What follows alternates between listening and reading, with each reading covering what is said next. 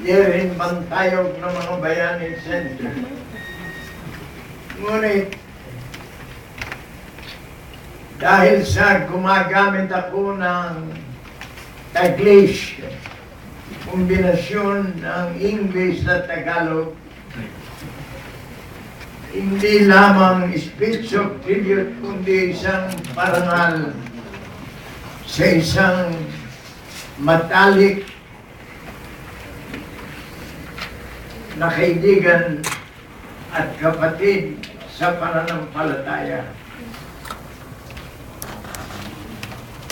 Quintin Salas Dormal, known as King, was born on September 13, 1927, which means this is his birth month,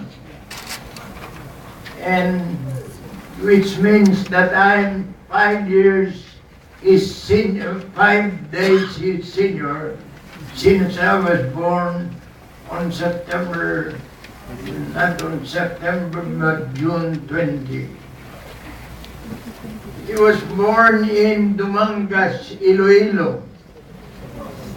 He finished Bachelor of Science in Business, graduating with honors from the University of Colorado in June 1949. He finished his MBA at the Harvard Business School in June 1951. I finished my Master of Laws at the Harvard Law School in 1958. The Philippine Christian University, as a token of its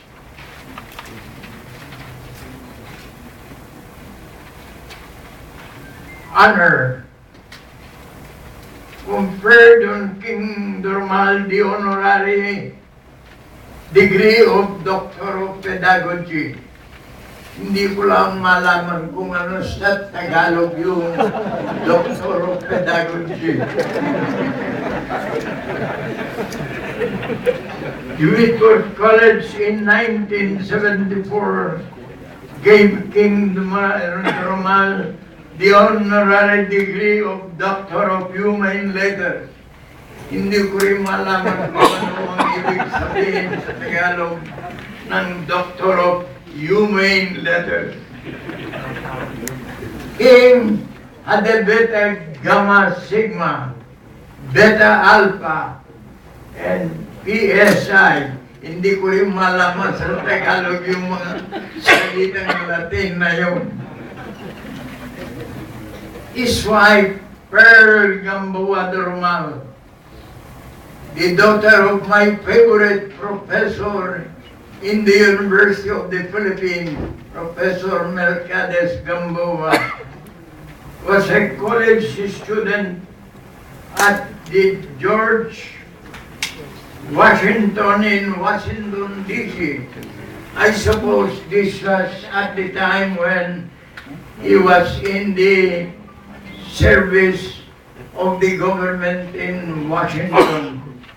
He was in the one of those in the foreign service at that time. A college graduate of Wilson College. Ngayon ko lamang nalaman na ito pala'y graduate ng Wilson College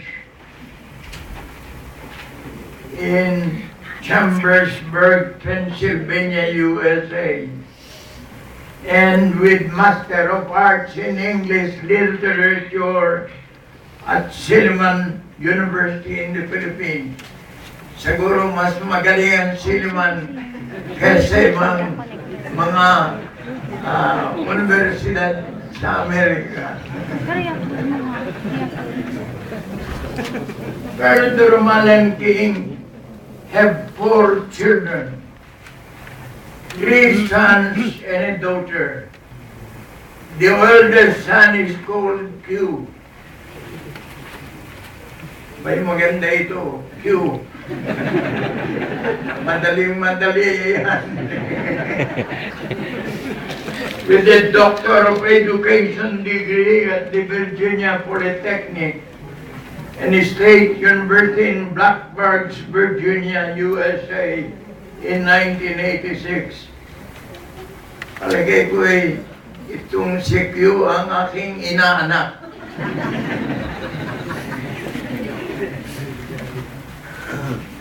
They have 3 daughters-in-law, 3 grandchildren, and 1 great-grandson. Kaya nating itagalog yung mga sinasabing yun.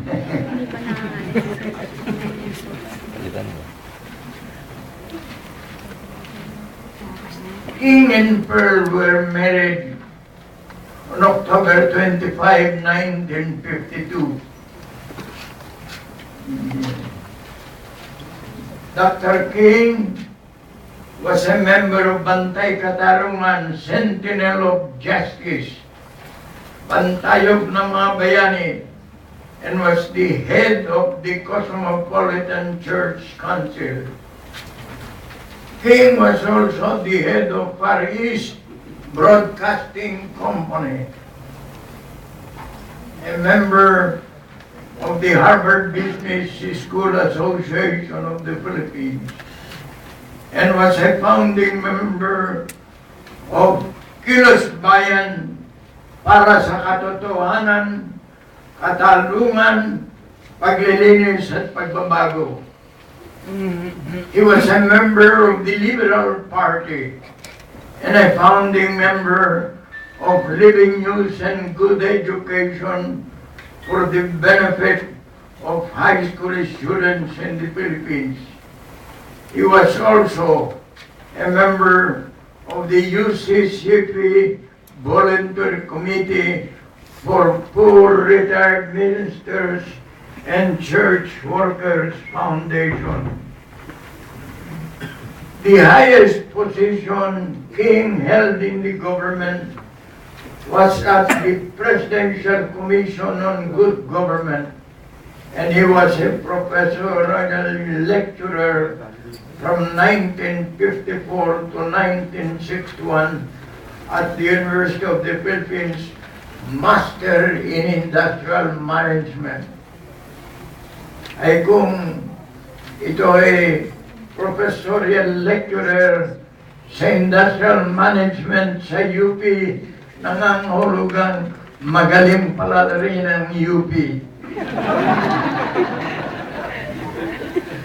Up to the time of his death on April 30, 2010, he had been the executive director and trustee of the Bantayog na mga Bayani Foundation.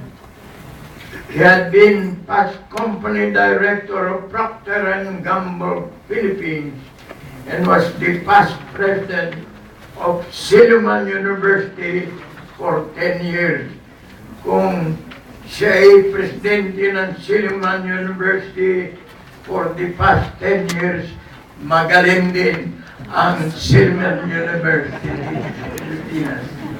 Marami pong salamat sa inyo.